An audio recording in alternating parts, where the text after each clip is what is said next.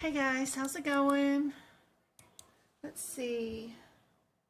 Sorry about that. I was sitting here working away on the computer and just lost track of time because I was formatting these questions and totally forgot to make sure that I started the live on time. I need a keeper. I need somebody to yell at me. Whew.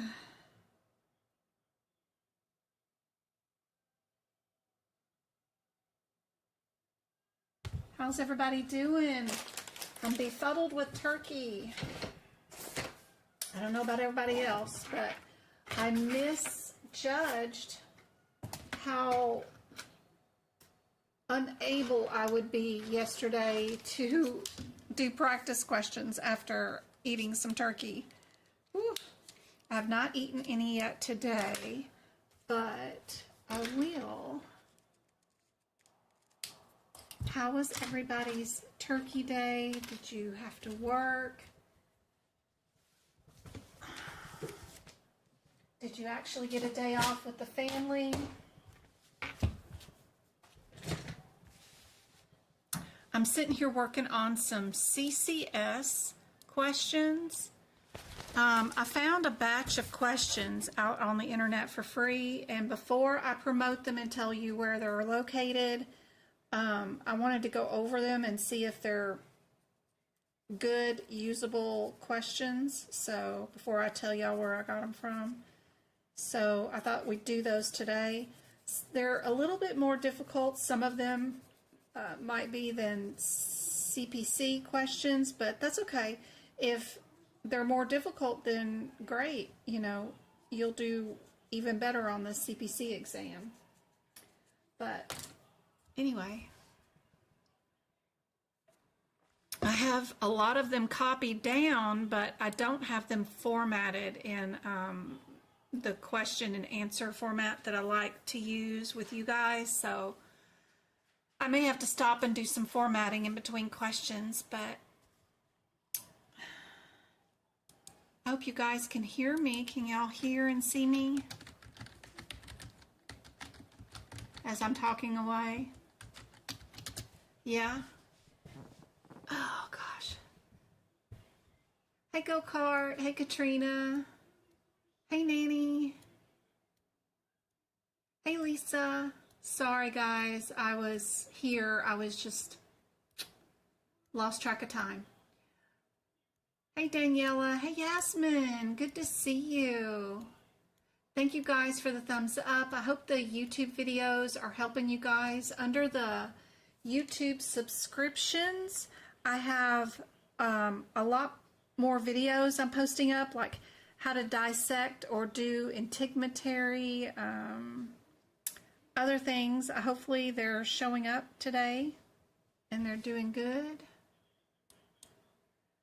Let me give some memberships out. Everybody spam chat, and if you want to win a membership, because it usually picks somebody who has talked in chat, just say Happy Thanksgiving or something. So let me give away 5 of these really quick while I'm thinking about it. Yep. I just paid off that MasterCard. Let's hit it again. There we go.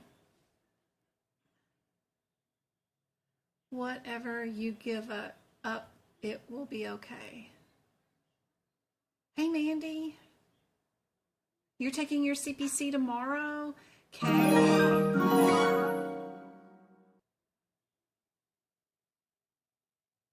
Mandy. Okay, who won? Tara? Elsie? Linda? Maria?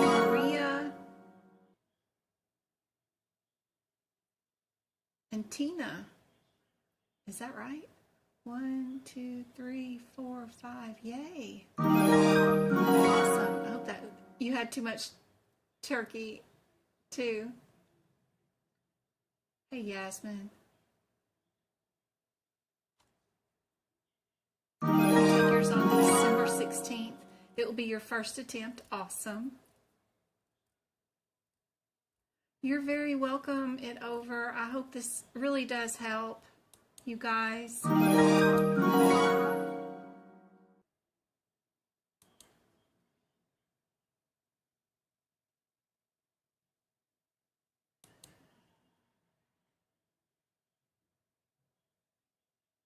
Let's see if the credit card will let me do it again. Sometimes it does not like the same amount of purchase.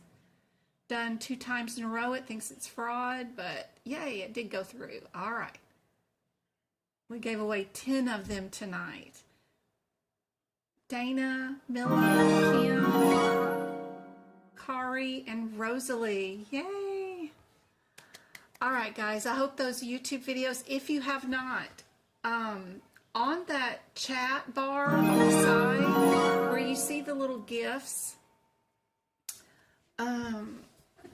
be sure, and let me see if I can't show this off real quick. Hold on, I don't even have anything set up yet because I was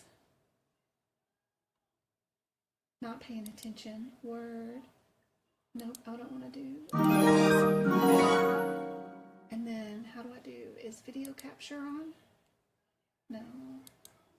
Let me add video. Video capture. Yep. Yep. Are you working today? You're not working today. Nope, that's GoPro. We don't want GoPro. We want this one. But it's not showing up. Sometimes I have to unplug it and plug it back up for it to think about working. Nope, still not working. Okay. Add video capture device. There we go. There we go. There we go. There we go. So, if you haven't already and you're new to YouTube, you may not have done this yet. Let me see if I can turn this around and show you guys. Is that it? Yeah. You see that little box? Okay, is that upside down? Oh, good gracious. Let me see. Okay, there we go.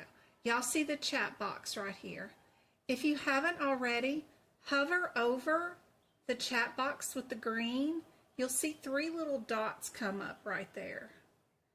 Click on it, and you might get an option that says accept gifts. If you have not set up your settings on YouTube to accept gifts, make sure you have accepted gifts clicked. If you don't get that option, then you've already got it clicked, so don't worry about it. But that will make sure that you are in on the running for winning a free one. So anyway, I just hope those help out you guys. And there's our CPT book. I'm in the 2024 book, but you can be in the 2023. It doesn't matter for tonight's questions.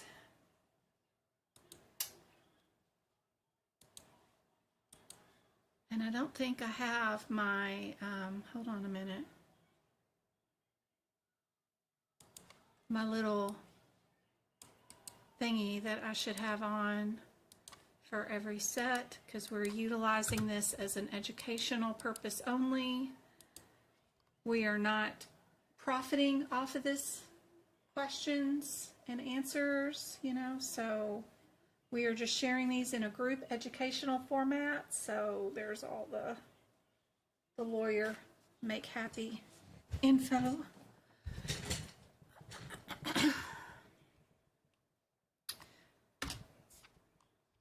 For this, and I don't know if these are good questions. I don't know if they're like what you see on the CCS or CCA exam. I hope they are. I want to take that exam just to see one of these days. So one of them is their question about the content of the medical record.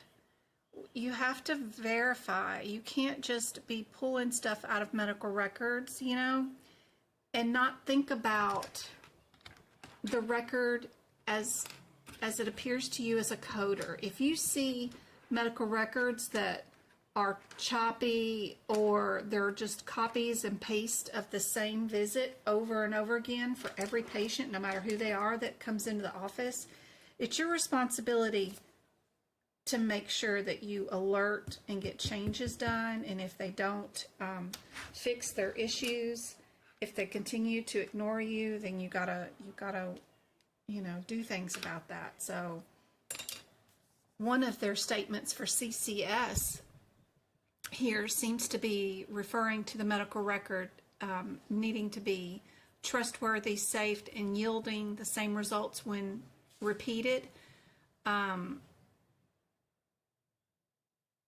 Would that mean that the medical record is, you're able to read it, legible, or is it reliable, or is it consistent, or is it clear to you? Is a clarity chart record better than a consistent one? Or is it good that it's reliable or that it's legible? You can read it. Most things are printed, typed nowadays, so legibility is not really much of an issue as it used to be. I know when people complain about my notes and they're writing me saying they can't read page 3, line at the bottom right corner, what does it say?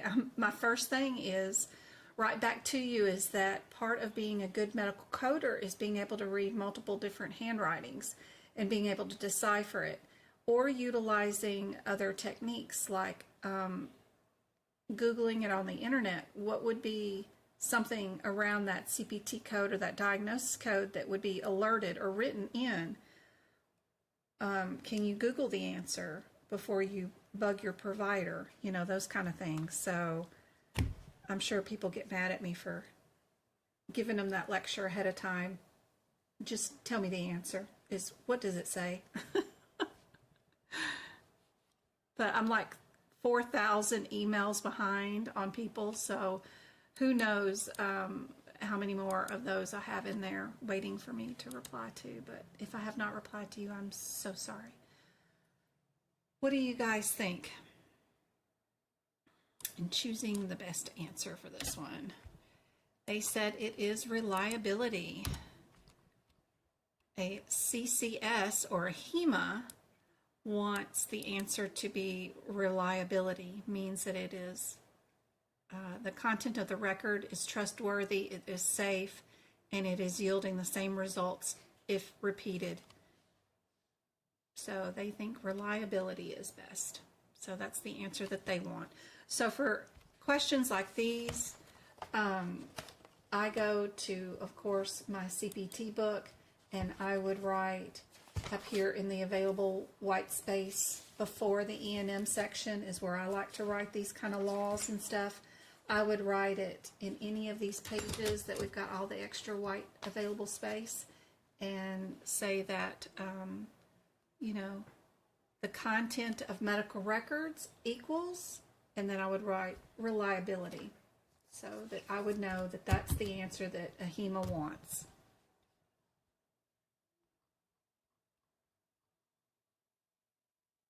Ooh, let me get the camera out of the way. I'm sorry, guys. Okay. ahima outlines the core values of the organization and applies to all ahima members, non-members, CCHIIM certifications, and students. Which of the following is part of the core values outlined by ahima? Is it promoting, representing, sharing, advocating? Well, right away, I like either representing or advocating. You don't want to promote nothing. You don't want to share nothing.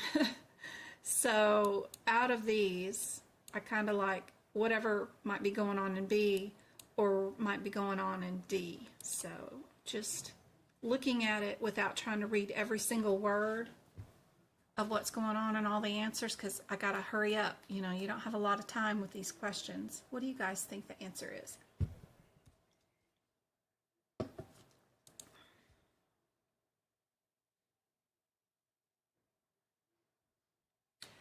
I have not taken the CBSC exam.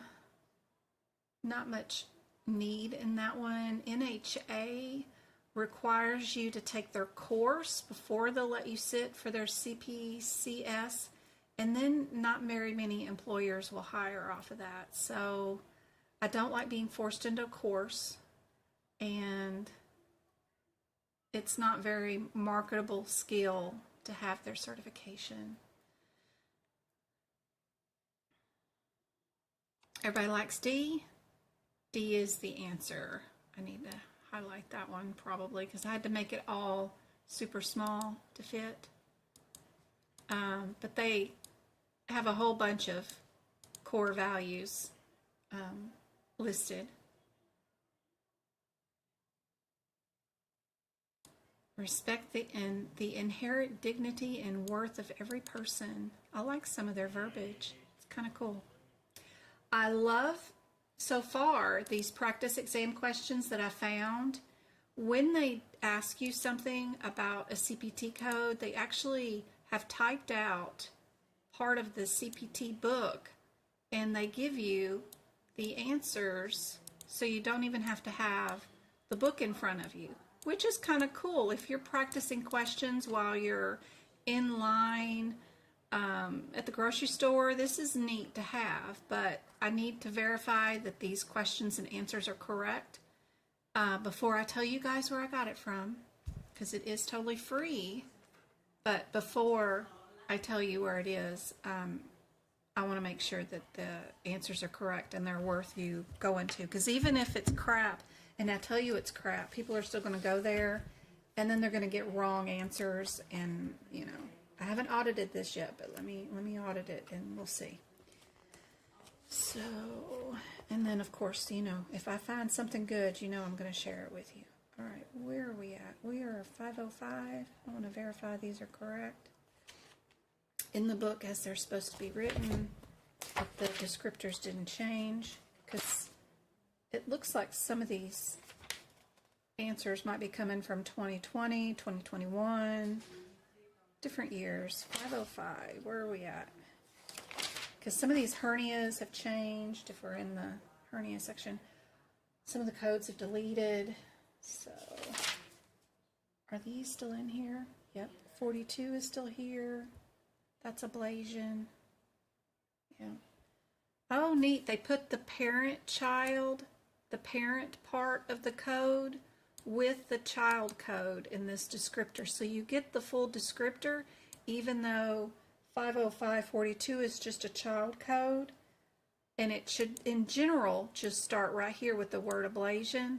But they have, whoever wrote this practice question, put the parent part of that question in with that code, which is deceiving for you during the exam, but it is nice that they did that. Okay, 43 is still in here, partial, yep, and poly, yep, and then 45, yep,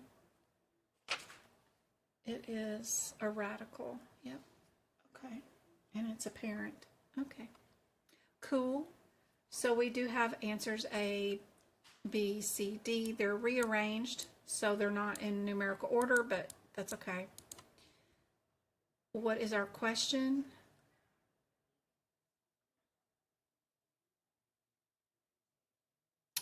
Which of the following CPT codes is appropriate for the physician who performs a polyplasty, a repair of an obstruction of the renal pelvis or the junction of the abdomen or back? Which one would it be?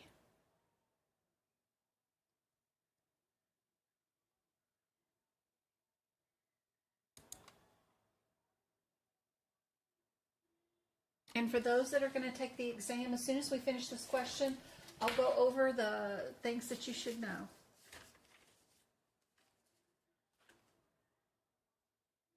Before we move on to more questions.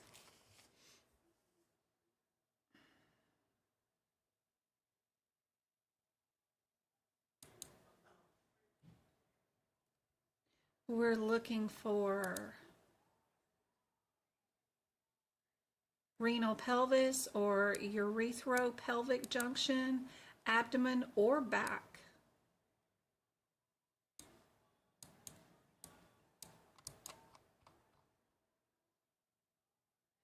And see, none of these start out with a plasty.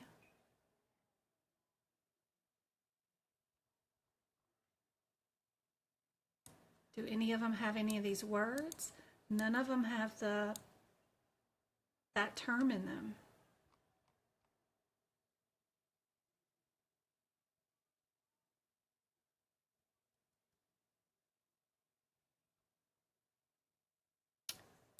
Plasty, repair, but we do have an obstruction or a defect.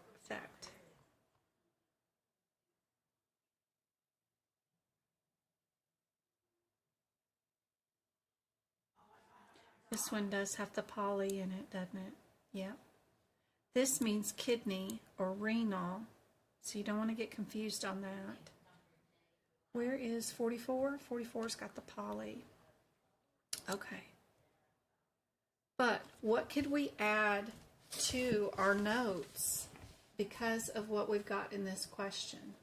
So what I like to do is go to my 44. Yeah, we did match our poly with our poly, but the other things that they did that they had here was renal pelvis and uropelvic junction obstruction or defect of the back, which could be cool and important.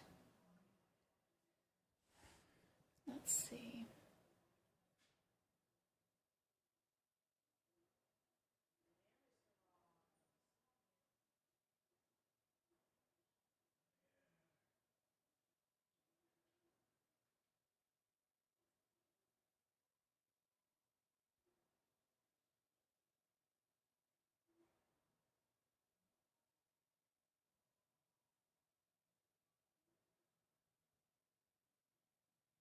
Because what if they left that poly word out?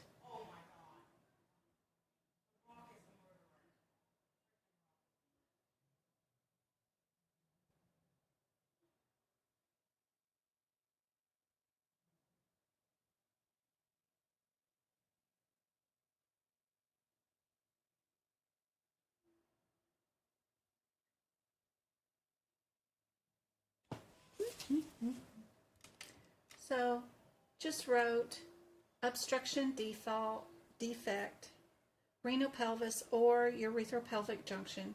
That's all. Just wrote that there just in case they took out that particular word out of the question. Because they could. What if they just did this? You know, you might not know. So anyway, they give you a whole bunch of explanation here with theirs, telling you that it's a laparoscope and that they use the cameras. Trocar means cameras, right? They're putting it in on the retroperitoneal space near the kidneys. What they're doing is incising or trimming or shaping the renal pelvis and the ureter with some sutures or some drains. It's kind of cool. I like their explanation.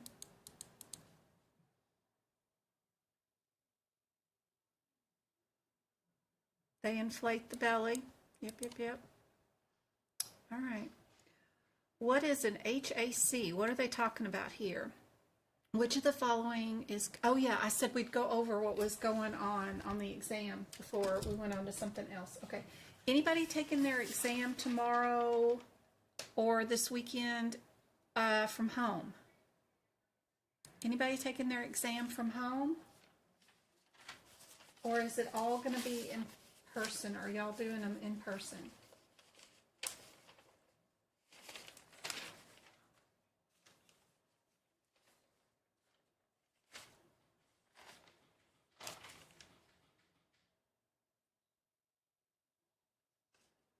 In person.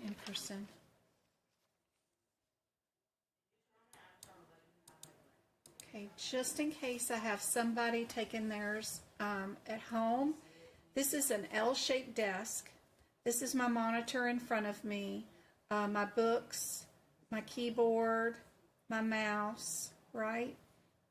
My desk is 25 inches deep, 47 inches this way, and 47 inches that way. That's the tower to my computer.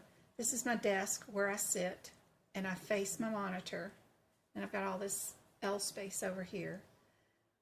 I have a curtain or window right here. I had to make sure I had the curtains closed. I have a TV over here on top of a dresser, but I unplugged it and just showed him the plug that it was unplugged. I had to have the camera sitting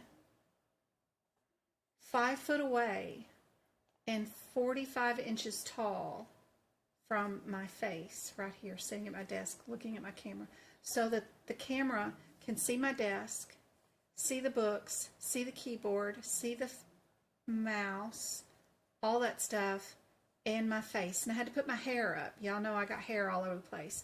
But because my hair covers my side of my cheek, I had to cover that. I had to put my hair up in a ponytail so that they could see my face, the side of my mouth, because they want to see if I'm talking to anybody. So just want to make sure it's got to be 45 inches tall, and it was 5 foot away from me. So when they tell you to get a longer cord for your external camera than just 5 inches or 6 inches, you really should, because it had to plug up to here, and it was a stretch, and I'd only had like 6-inch cord or something, and it barely fit to the tower. If you are taking your exam, whether it's in person or online, it doesn't matter.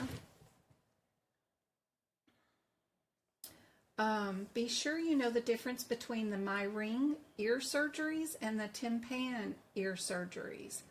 My Ring means that the ears already have tubes put in them, and we're doing another surgery. They already have the tubes for draining in them.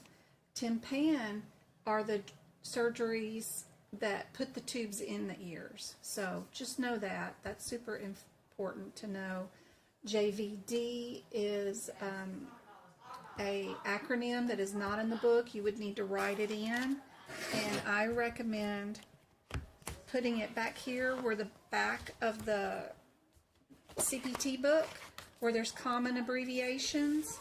One of the ones that's always on the exam is ESRD. That one's always usually on the exam. Be sure you know where to find it. End-stage renal disease.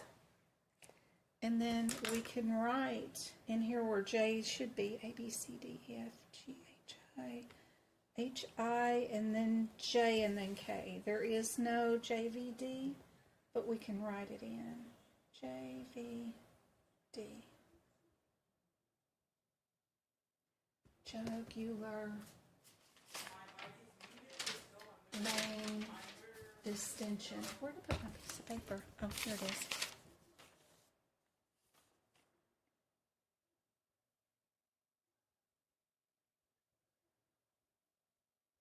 Jugular vein distension. We could put that one in there.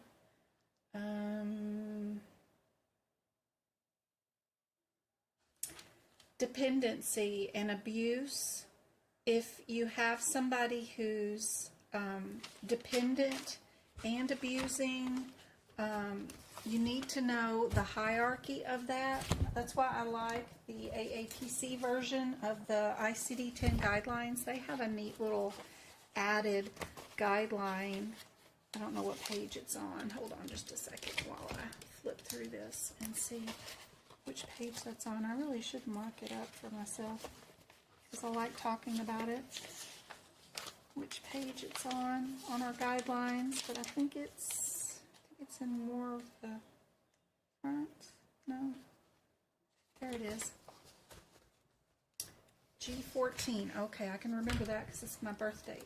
Okay, they have this little chart that's in their guidelines. You won't see this if you do not have an AAPC ICD-10 book. So don't go looking for it in the guidelines because it won't be there if you don't have one of their books. But this helps you in the guidelines because you can tell which one you would use. If your documentation says that the patient uses and abuses cocaine, you can only use one of them to diagnose, and it would be abuse because it's higher up than the use, right? If they say they abuse it and are dependent on it, then you only code dependent. So that will probably be on your exam.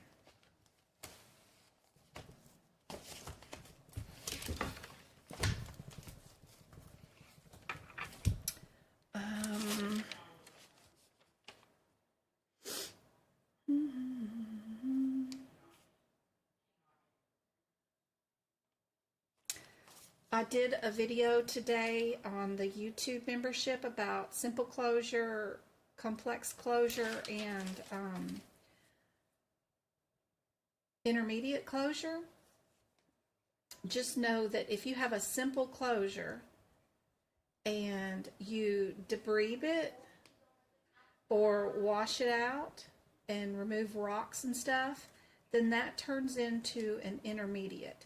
You're still using a single layer suture closure, but because you washed it or debrided it out, it turns it to intermediate. And same thing, if you have an intermediate where you're doing multiple layer sutures inside and on the outside, but you also wash it out, that turns it into a complex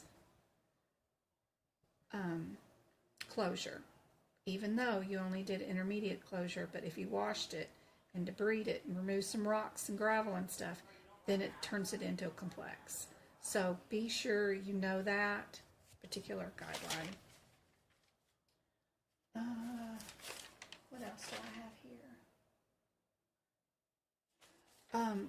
Oral and rectal contrast means that you pick the CT scan or MRI scan that says it is with no contrast. Don't pick the one that says contrast when they give oral or rectal contrast.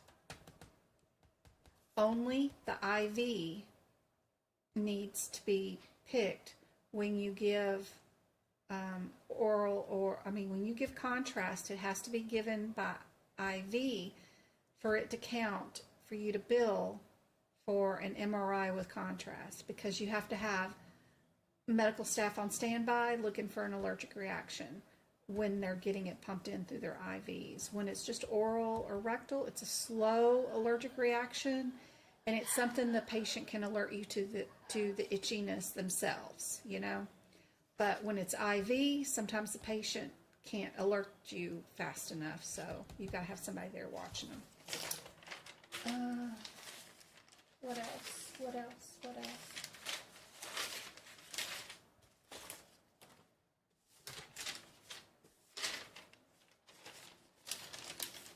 Vocabulary terms to know: the part of your nail that looks like a moon, Lunula. The Warthan's tumor, that's in your mouth, oral.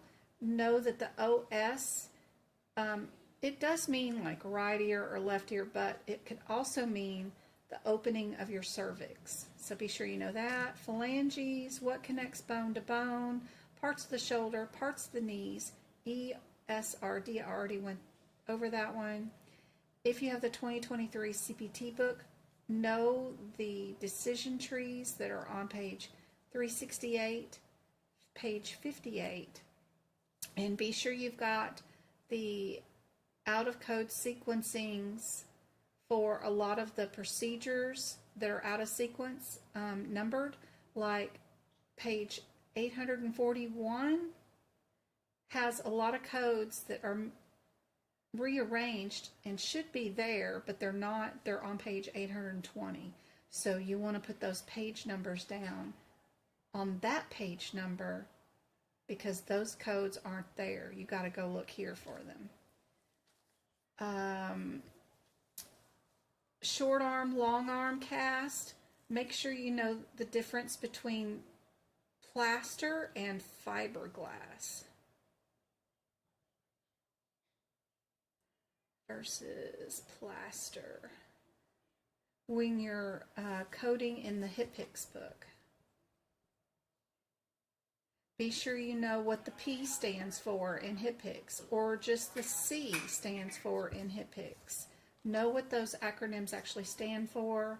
Know how to code an electrode replacement on a pacemaker. Not just the pacemaker being replaced or anything like that, but just an electrode. Adverse reaction. We all know that the 6 digit will have the number 5 in the ICD-10 code. So like some of these, hey, did you get your thing? Is that the new one?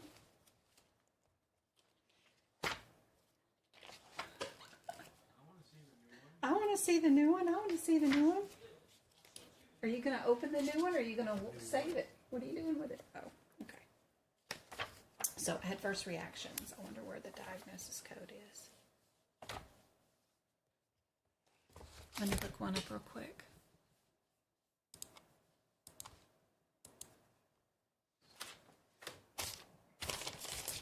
Still have those 30% off coupons. I decided that flip was easy and worth it. And worth it? Yeah, I still have the mine, and they stopped giving them to me. They stopped giving them to me. Let me see what. Limited. I wonder what if they're giving them to me today. I hope it wasn't just for yesterday. I just found this house in Japan, which is absolute. Let's see. Where are we at? So if I go to. I can't find a single knife. I've got. I know. I've got stuff here. Don't I have stuff here? I usually have them.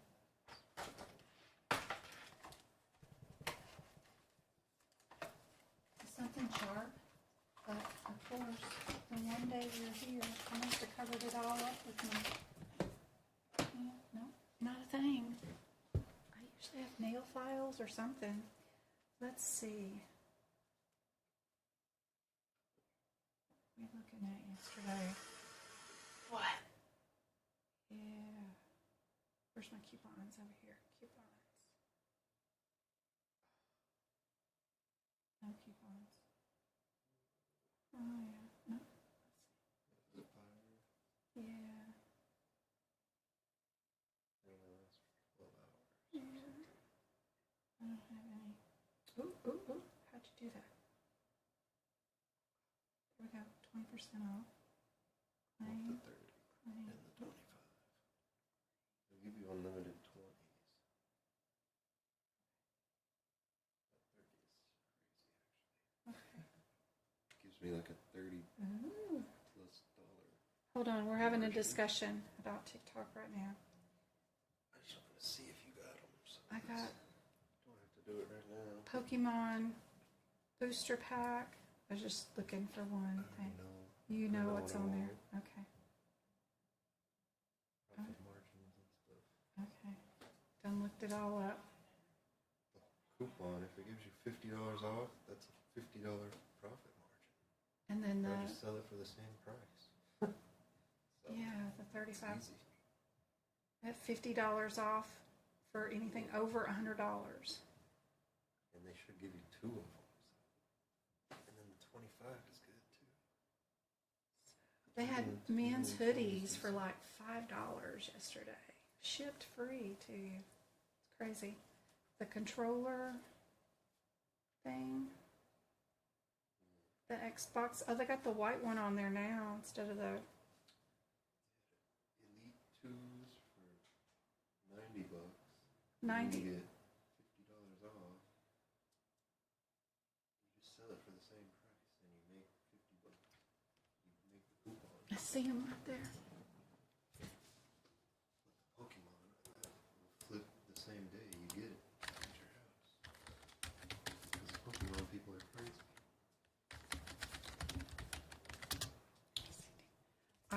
where is our adverse reaction? That is on, that is like T something. T88. Yeah. Nothing gets my oldest child to buy anything until he sees a really great deal on it. And TikTok was like trying to give away crap yesterday. It was crazy with their coupons. T88. So we're looking for, just looking for one with the 5th digits and stuff that I could show you guys that the 5 would be.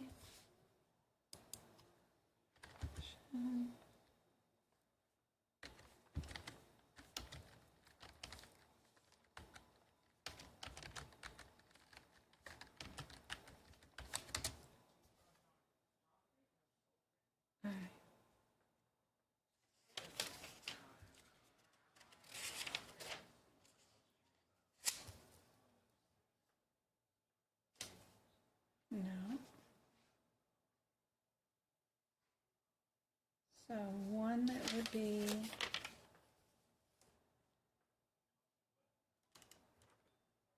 none of that is helpful. Dang internet. There we go. That one's got a 5 in it, but that's not the one I'm talking about. It's got to be the 6 digit. It's got to be the 6. It's the wrong number. It's usually the ones about the medication error, like penicillin.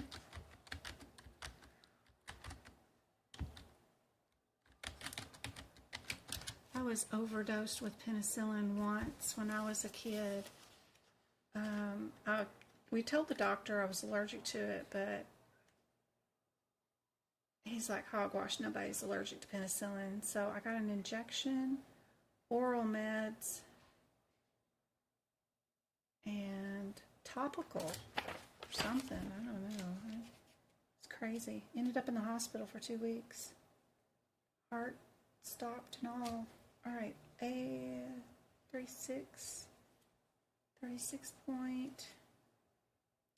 Oh yeah, there we go. That's what I was looking for. You see how the 5 right there is always the one for the adverse reaction when they're underdosed or overdosed or it's accidental? It's always a 1. If it's intentional self-harm, it's always a 2. If it was an injury due to an assault, it's always 3. If it's undetermined, it's a 4, but adverse effect is always 5. No matter what the drug is, it always ends up being a 5. So knowing that is super helpful. Super helpful. 5 is always. Let me mark this tab, this page, so I can come back to it easier next time.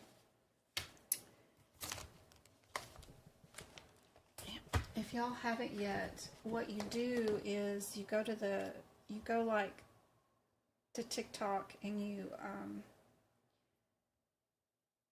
just like look up anything like controllers, and then you change your thing to shop, and then up at the top you'll scoochie over and it'll give you a place you can click the coupons. And if you click the coupons, you get 30% off of something. Sorry. So like if I put this in my account right now and go to buy it, it'll automatically populate now with a coupon, which will make it a lot cheaper than calculated. These controllers are normally super expensive, and you can add another $5 off coupon or something or another with it, but it's not the easiest thing to find. Is those coupons. I'm not going to the right spot again. I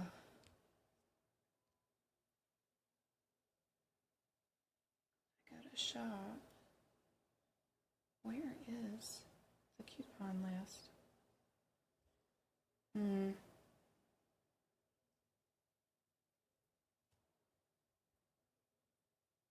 Maybe there? No. No, no. Don't know. Never find anything when I want it on TikTok. It's hard. They're always moving stuff around. All right, let me get rid of that. For tomorrow, what else do we need? We need to know the difference in integumentary between the 114s and the 116s. Those are benign. These are malignant. That hair, TRICH, we need to know that one.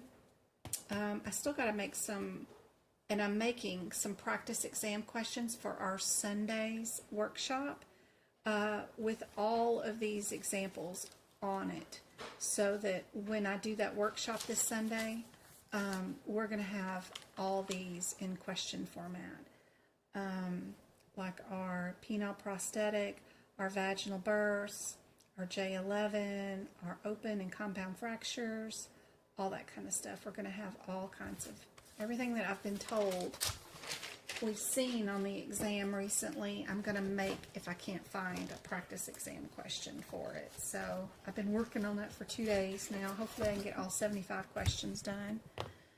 And that will be super helpful for anybody that's taking their exam in the next couple of weeks. That workshop is this Sunday. It's $12 if you want to attend, and it's up on my website if you need it.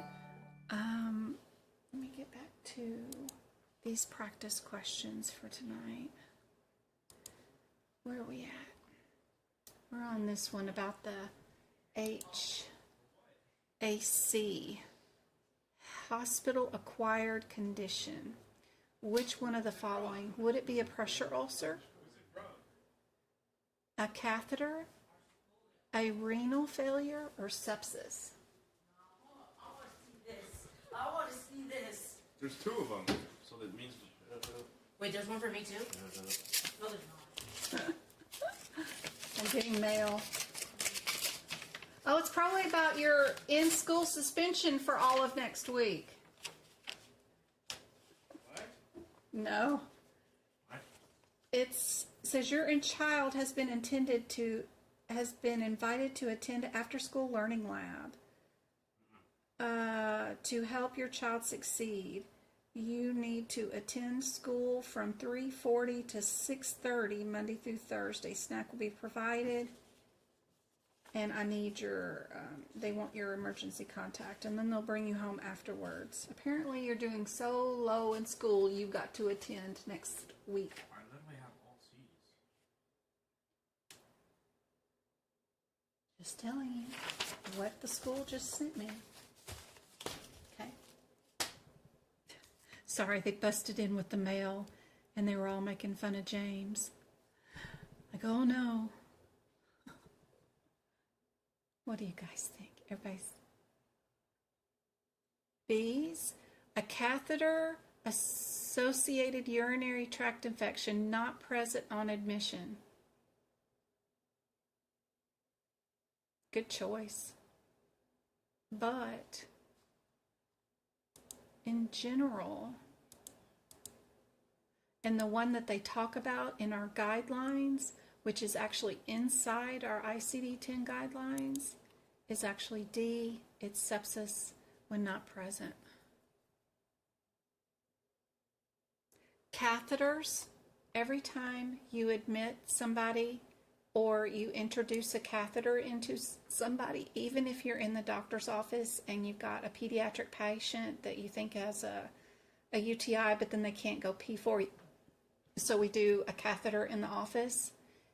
It doesn't matter what the urinary tract shows, no matter what, you have to put them on an antibiotic because you've introduced something into the body. No matter what, you have to put them on an antibiotic. So that's why B is not the answer. But you kind of have to be clinical to know that, which is really unfair for medical coders to know that you know, I did peds for so long, so I know that no matter what, if I put a catheter on a patient, they get automatic antibiotic. So they would not consider this one a reason because the patient would already be getting treatment for their hospital-acquired condition. Sepsis is more severe and can kill a patient, and if it wasn't present when they entered, then they caught something really bad in there, and we're not already treating it. We're not already treating it because it got worse. So that's why D is the answer.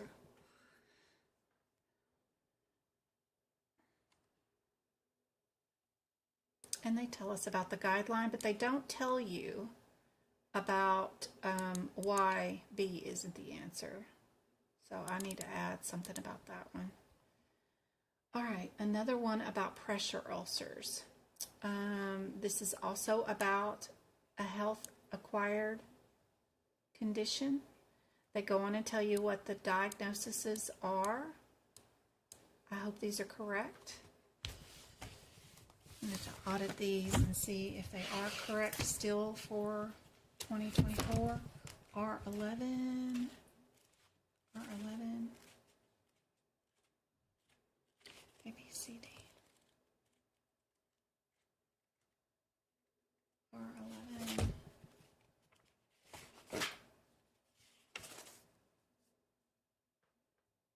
But they're still right. R11.1 is vomiting. Unspecified is 1-1. Or 1-1 is without nausea. Yeah. 2 is still correct. Unspecified, yep. All right. Which one would we code?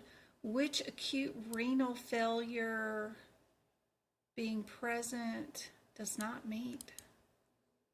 Does that question go with that one? No, that one doesn't go with that one. This one goes with this one.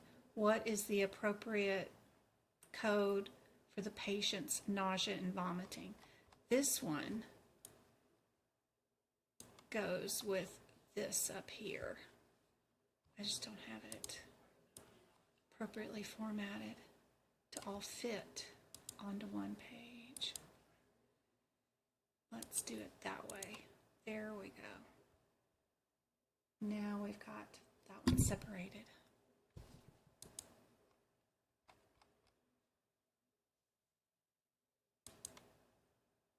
It does mention pressure ulcers would have been a HAC if developed after admission. Sepsis is not required. Acute renal failure does not meet the criteria. Okay, they mentioned something about it. Anyway, we're looking to code a patient with nausea and vomiting. Of course, the answer is A, perfect. When a provider documentation refers to both abuse and dependence of the same substance, such as alcohol, cannabis, whatever, assign the code for what? Told you this question was going to be on the exam. Here's an example of it. That's nice. Ooh, I don't have to write this one. I could just copy this one on for Sunday's exams or workshop. Would we code use only dependence, both use and dependence, or abuse only? Dependence or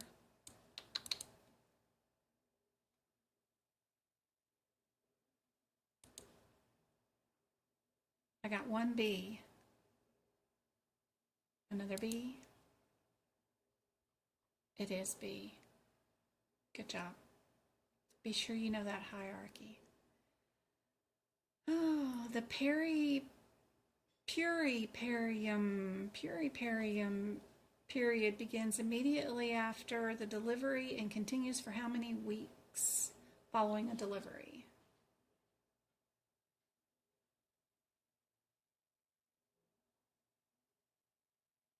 Everybody should know that one. 6 is correct. We all know how many weeks we get off. Which four organizations make up cooperating parties for the ICD-10 book? This is that first sentence in your guidelines in your ICD-10 book. Which set? We've got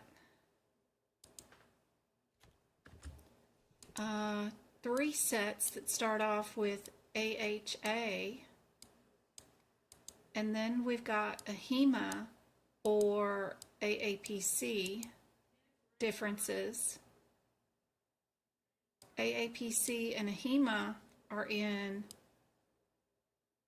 2 of the answers. Do they need to be in there? Do they have anything to do with ICD-10?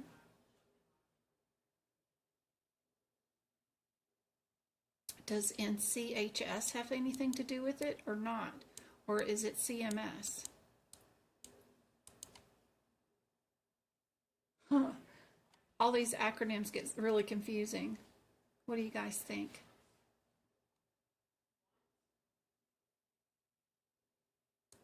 And if I missed your question, please ask it again.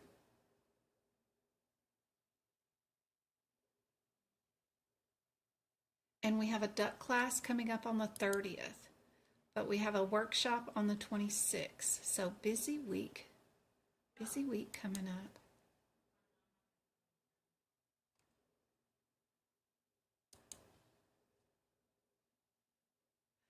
R0789. R0789. R07.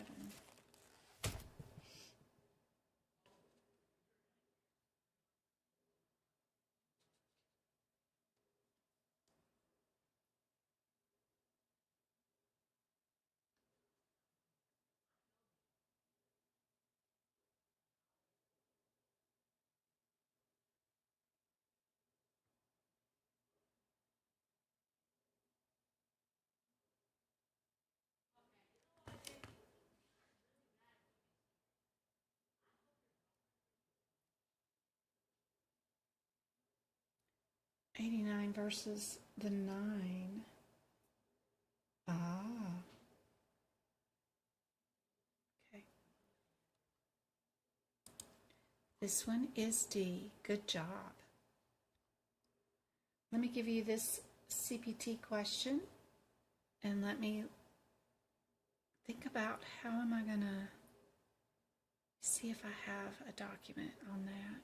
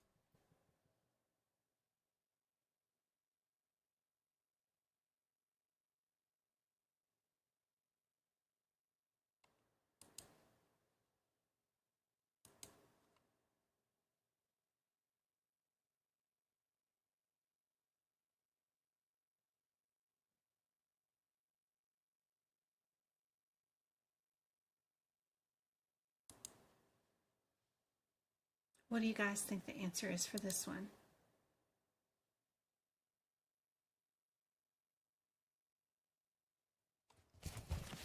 Let's see, we're in lab and path, And I do not see a correct answer listed yet. So we've got codes all over the place. Nothing really super close together. None of the numbers look remotely near each other. They all have the 8 in common. 2 of them have 8-7. 2 of them have 8-6 in common. But that's about it. The rest of the numbers are all over the place. I still do not see a correct answer for this. So what are our differences between these codes? 8, 6, 7 is what? 8, 6, 7. 6, 9 is COVID. Of course, we got COVID. COVID. Where am I at?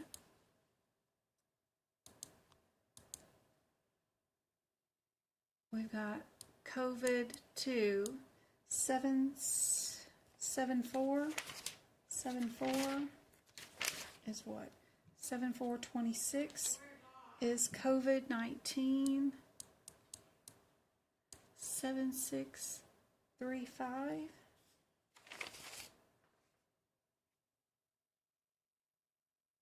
What am I doing? 7, 6. 7, 6. Ugh, these changing numbers. This is COVID 2, COVID-19, COVID 2, COVID-19, 363. Back.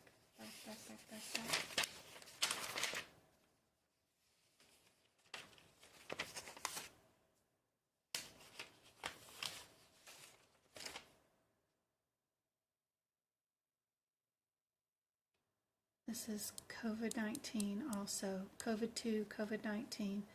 This one's COVID 6-3, 28. I'm using a blank book because I don't have any of my notes in this one right now. I'm at 24. 28. 28. 28. That one's out of whack. It's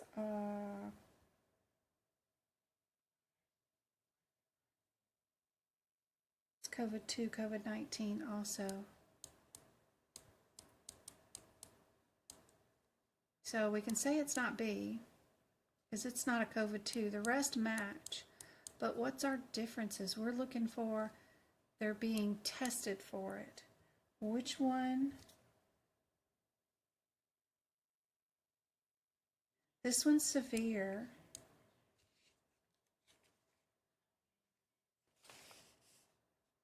Or 6769 is also severe.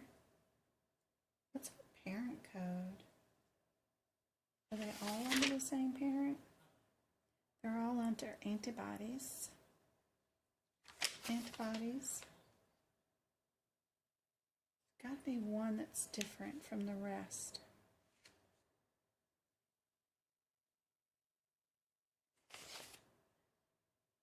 I wonder what my notes say. They're all under antibodies.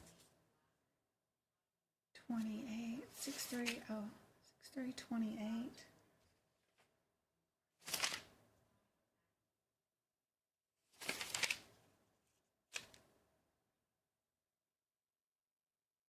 This is under the parent of immune. This is under antibodies. And this one, 8763. That's what we need to know is our differences. 87.6. 35.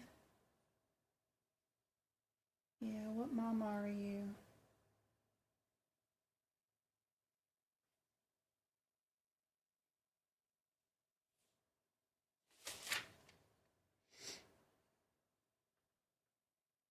You're under infection agent detection.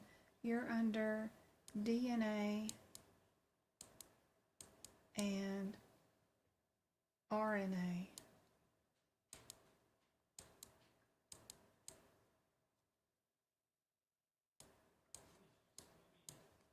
And we're looking for antibody.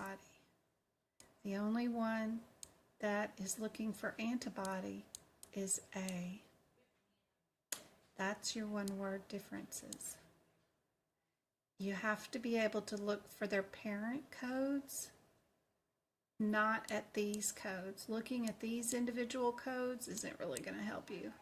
What you have to look for is their parent code. So, like, where am I at right now? I'm at 87. Okay, so C's parent code is 87468. That's its mama. And you got to go look at it. And what does it start out with? The infection agent. And then D's 6328. Its mama for D is 6318. You got to look at it, and it's an immunoassay. Immunoassay. And then A for A6769. Its mama code is 86710, which means you got to look at it and you see the word antibody. And that's the word you match with in your exam question. So far, I like these questions and they seem to be appropriate and correct. Yeah. See a problem with them? That's difficult. It is below this 8769.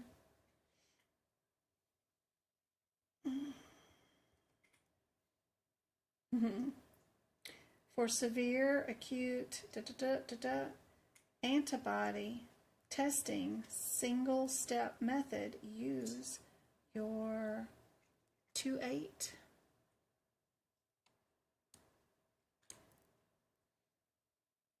Eight, 6, 3, 2, 8.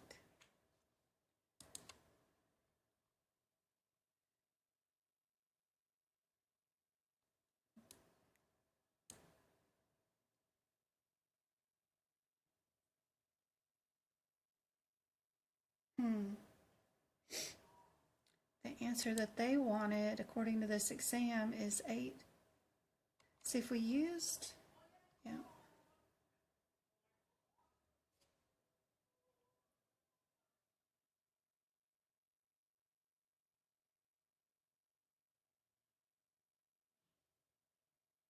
Single step method.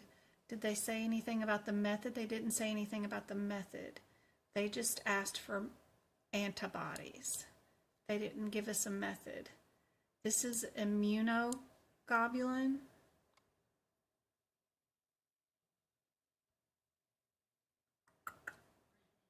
RNA, DNA is C. And the only antibody test they have is A. 87426, 87426.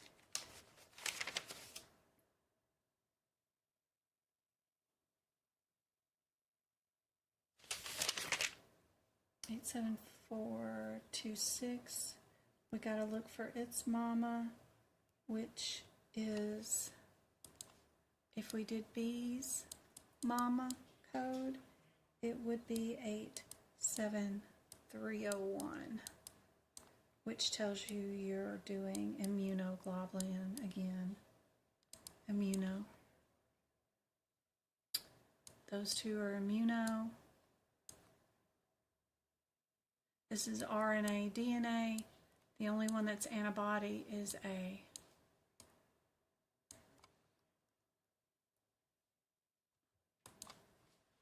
And that's what they say here. Do you know where your Harry Potter case went? What Harry Potter case? Your game for the Switch. John was wondering where the Zelda game went. I'll find it in a minute, babe.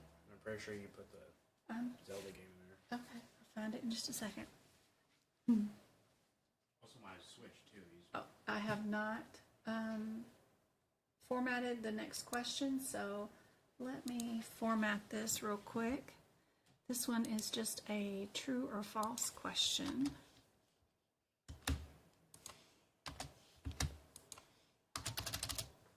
So there we go.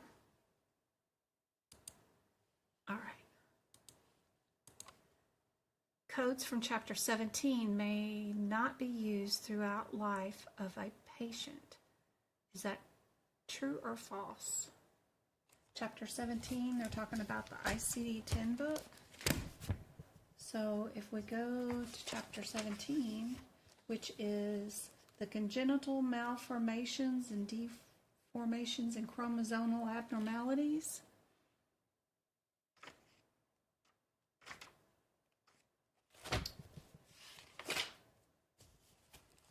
And this is what they're talking about.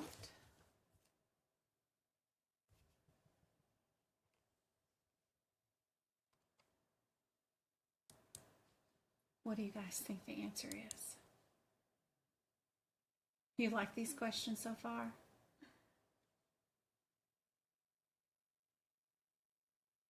There's 150 of them.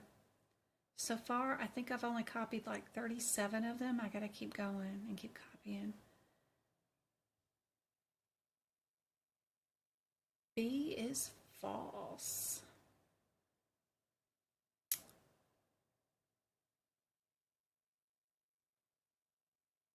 Although they're present at birth, diagnosed by the provider,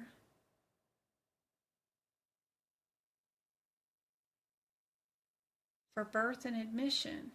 After that, all conditions that coexist at the time of admission that develop subsequently and that affect the treatment or length of stay. Diagnosis is related to earlier episodes, have no bearing on their hospital stay, and are excluded.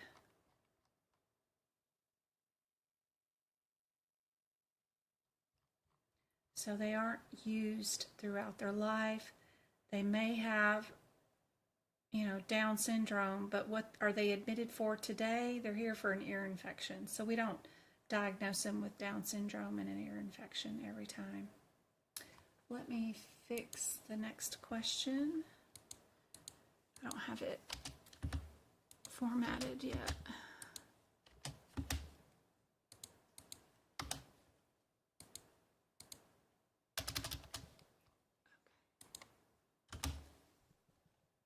There we go. Choose the best answer for what? What are we choosing the best answer for? Hold on. Let me see.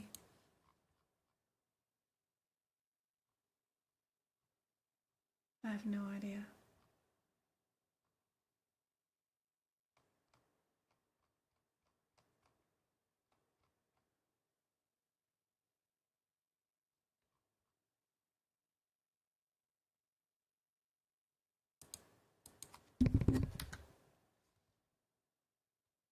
Okay. Finally found it. Diagnoses that relate to an earlier episode which have no bearing on a current hospital stay are to be excluded from principal diagnosis, principal procedure, first listed diagnosis, or other diagnoses.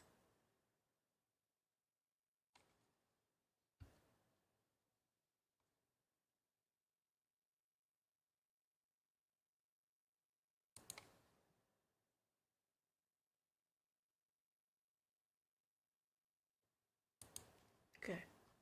Yeah, other diagnoses. Perfect. So somebody asked me about the differences between, what was it? It was RO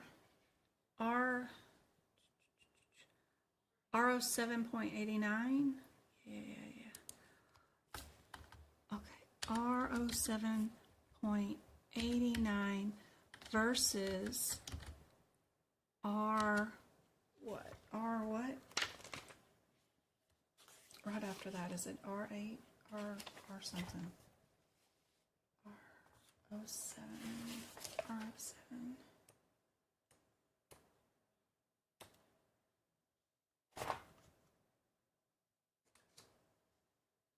R09. Right? So RO 7.89 is chest pain unspecified.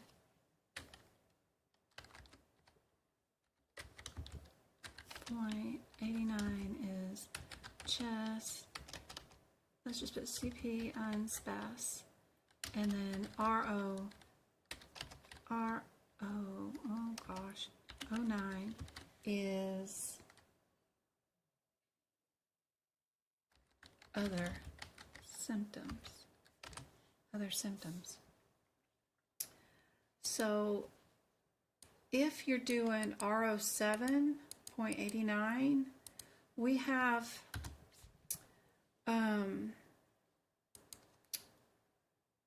like anterior chest wall pain, atypical chest wall pain, dull pain, crushing pain, a sensation in your chest like tightness, muscle pain.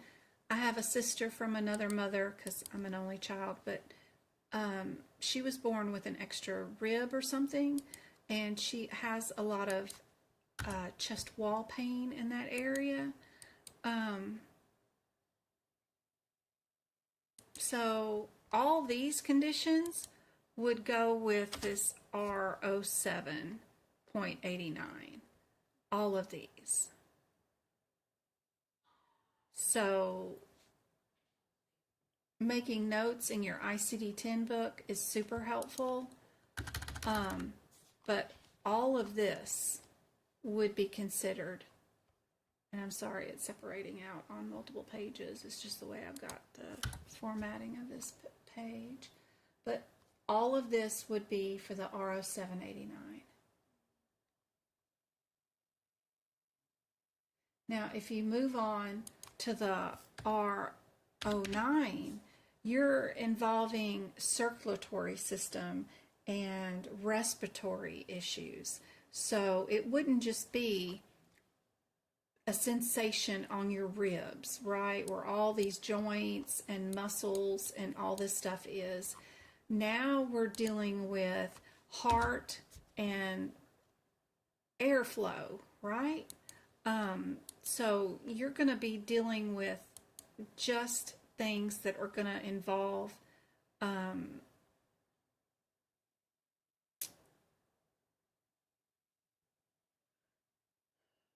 people being born with blue, hypoxia. You're going to have issues with, oops, wrong document. Going to have lung issues, lung and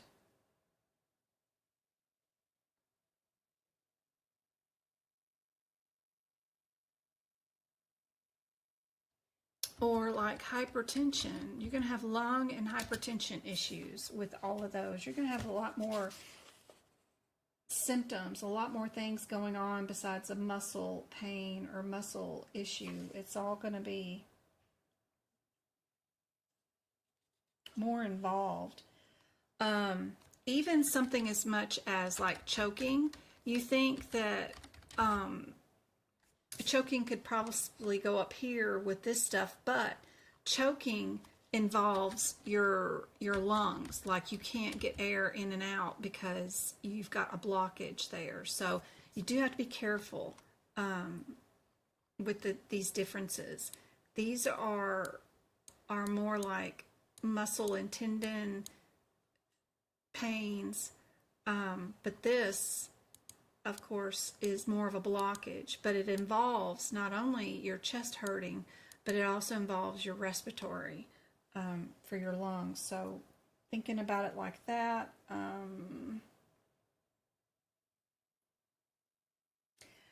if you've got abnormal sounds coming from your chest area, rattles, rails, those kind of things can be right here, because it's not only involving your chest, which is tight and hurting, but you've also got abnormal sounds coming from your ribs and lungs area. So it involves multiple things.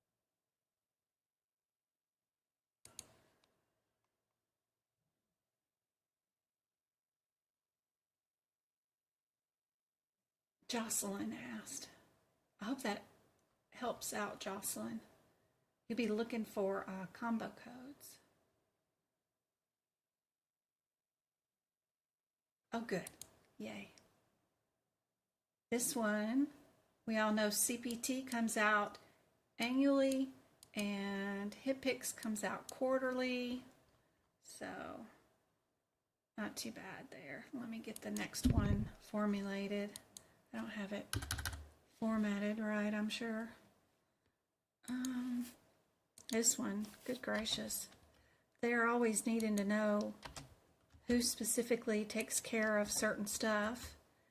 Seems like AHIMA is particular on that. They want to know if you know who you report to, who takes care of certain things.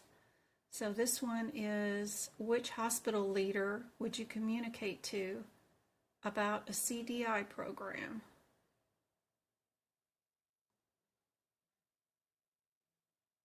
AAPC, we're like, I don't know, our immediate supervisor, I don't know. CCS is more particular.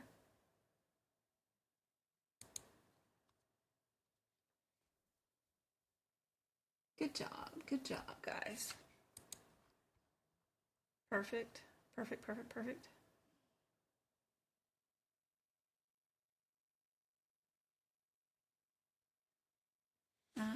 This one I don't have formatted right either. Let's see.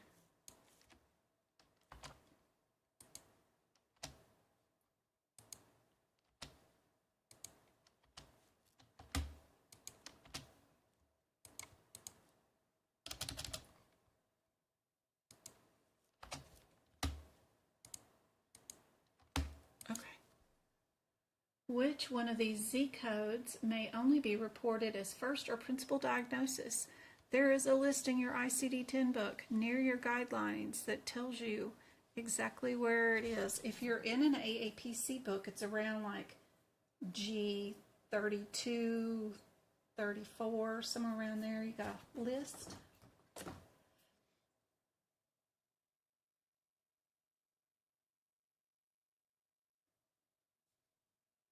Vaccines, examinations.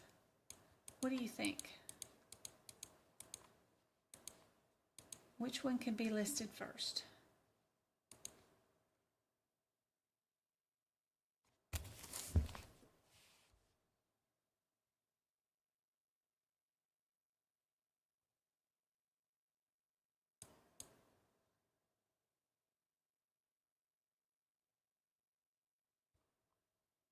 B.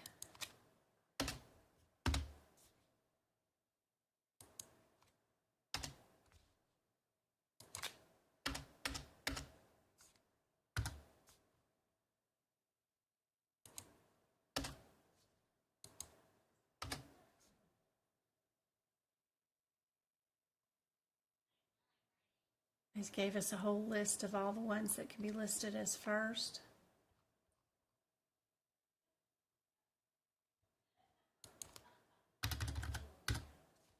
And they sourced the 2021 book. We may have to add to these for 2024, but they consider.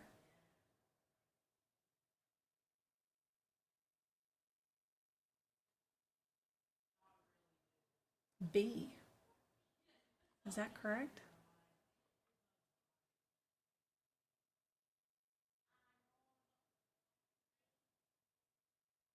Isn't that one of the ones that's got the exemption?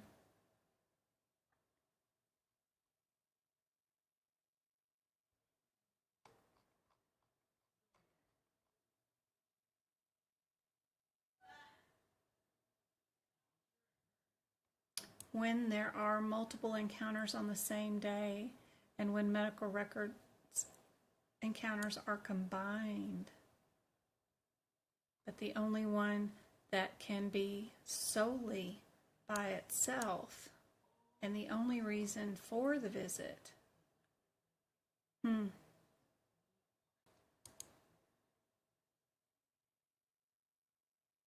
Tricky verbiage.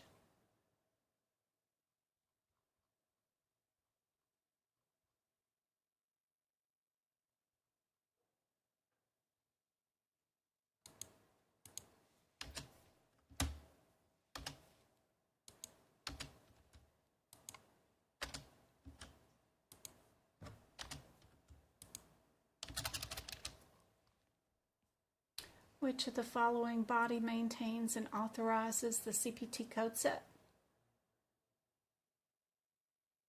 We all know that one with ease. AMA.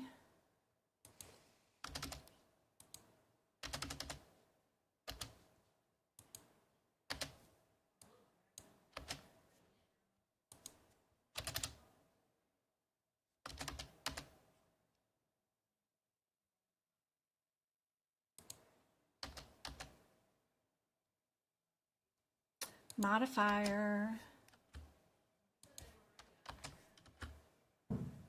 Ooh, we got fireworks going off in the neighborhood for some reason. I just heard a big old cannon going off. Which modifier utilizes the use for discontinued procedure after induction of anesthesia?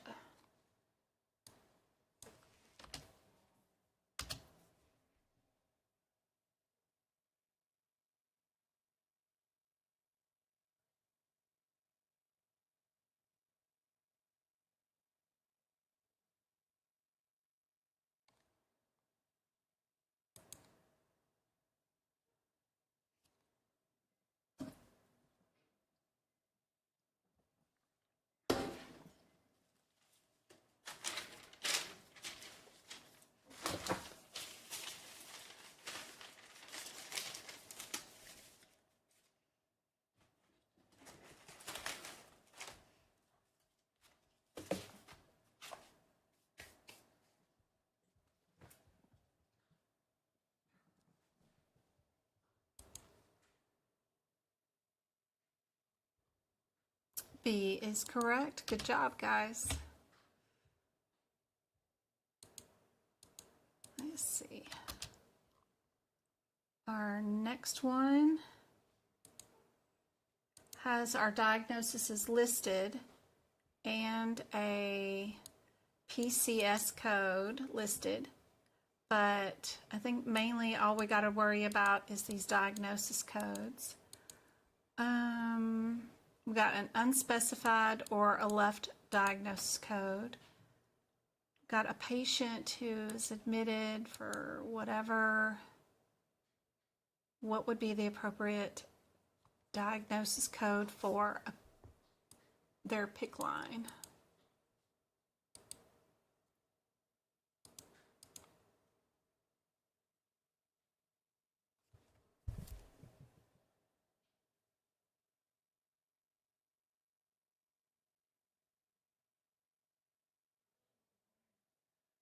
Congratulations on passing your CCS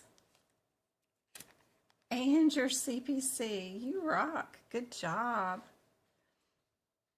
That is awesome.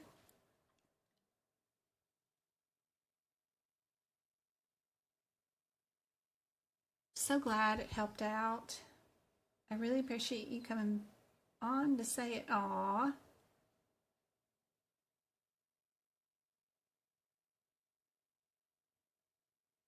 Oh, that's all I want to do is make a difference and help you guys out. Change your life for the better. Get you guys into a better career, something that can work with your schedule, with your children, all that kind of stuff. Just, I love the medical field because you've got access to getting your foot in the door. If something medical happens to somebody in your family and you need an appointment, if you don't know somebody, it's really hard to get in. You can help out with the billing, the ins and outs of getting codes or things forgiven. It's just a really good career that has sustained me and helped me raise my kids for the longest time. 30 years will be, this May 31st will be 30 years in the medical field. So excited.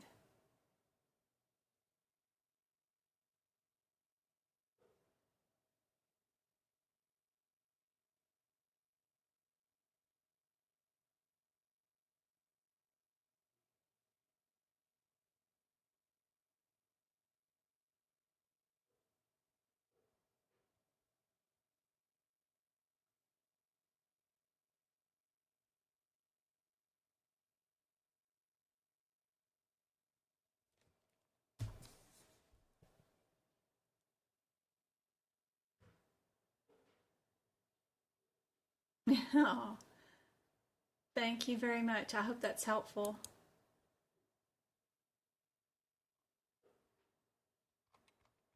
Did we get an answer on this one? These are the different answers. They're saying A, B, C, or D. Which one would be the appropriate answer? Somebody said the 92. So y'all thinking C? Because we've got left lung. And it seems to be the only one with the left lung. Well, there is a left lung over here in A too. It depends on whether you put the D first or not. So they want to know if we know which one goes first. What are they being seen for? They're admitted due to anemia. So which one goes first? Does the left lung cancer go first or the anemia go first? And if the anemia is due to the cancer, there's a guideline for that. They want to know if you know what that is. Yes, Travis. You're the only one who has not interrupted my live tonight, so good job. Oh, yes. Yes. You just interrupted it, silly. Oh. What do you want, babe? Because James has been here 3 times. And then John. Well, John used to talk to us. I don't interrupt because, John gets mad. I was just saying. You're just saying hi?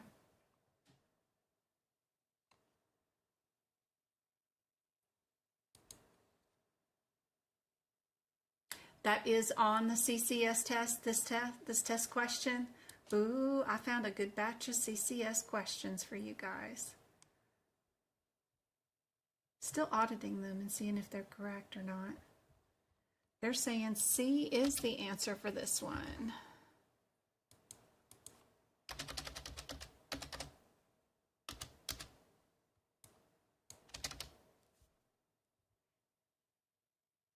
There you go. Good job. All right, guys, my kids are just driving me nuts with these holidays. I am going to go. This next question is super long. It's something about reading parts of a chart and which one would you need to turn back into the doctor for clarification, I guess. I don't know. I haven't finished. I did get it down to 2 pages. Which of the following options is considered a compliant query? We have an acute respiratory failure documented on the H&P, dated blah, blah, blah, and the progression note is dated this and this. Dear so-and-so, blank, blank, blank, blank, blank? Or do you say this? Oops, I pulled the wrong thing. Or would you say any of these things?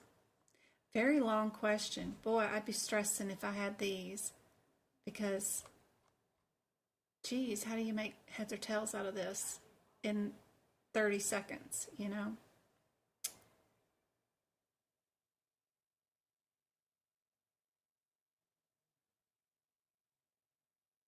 What's different about these? Or are they all the same?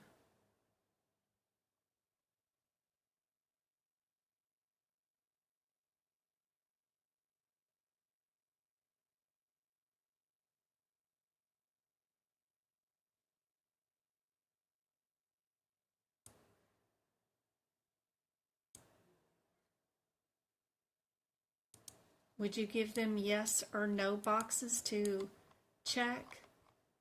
I think you're supposed to ask them open-ended questions where you don't provide check boxes for them, right?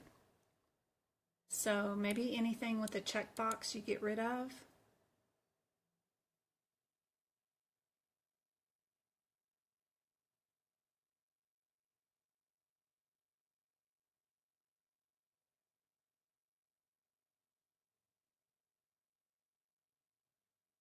I don't know.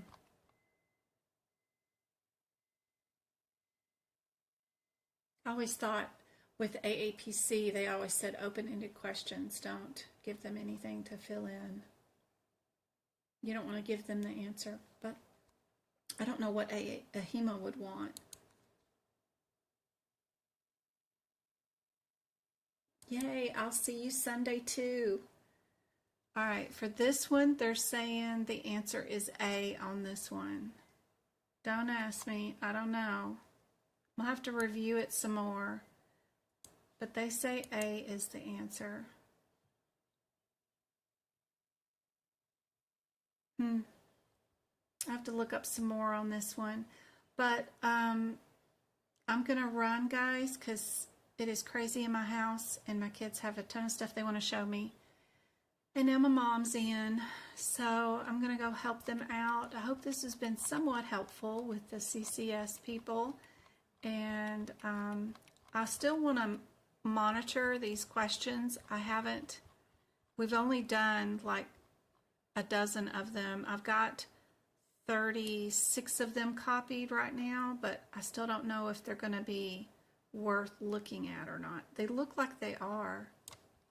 And as soon as I figure out if they're all correct and good, then I'll release the Kraken and let you guys know where I got them from. Ooh, this is an OB1 right here. Which one is without prenatal care? Super easy. That one with the cesarean only, right? That would be the 14, so that would be C. Yep, C is the answer. But see, they're marking this as 2020 book, so I need to go in here and change these to the 2024 book and put the page number on them. But I think they're not as terrible as some questions I've seen out there on the internet, so this probably is going to be an okay place to look for. You would like some more from CCS? Awesome. I will do some more. Don't forget to sign up for Sunday's workshop. I hope to see you guys there. We're going to do 75 questions over all areas of the exam. Of course, CCS questions will be in there too, except for PCS questions. I don't like doing those because I don't know enough about it yet to do you any justice on it.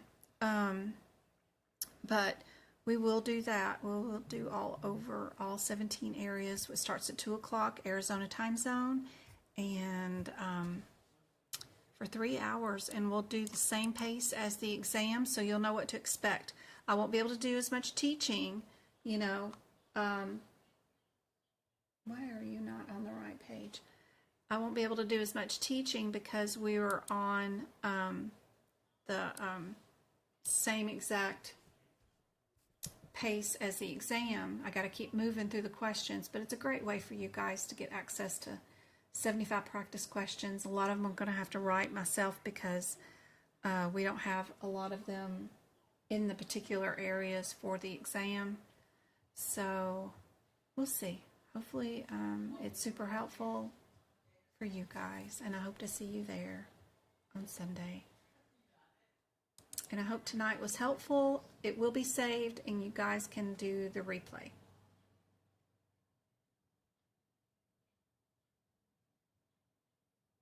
And that one was on the test too. Good gracious. Super helpful to know. I love you guys. Happy holidays, and I will see you on Sunday. I'll try to do some book prep tomorrow. The boys won't be here tomorrow for a little while, so I should be able to be back on TikTok tomorrow. I'll see you guys later.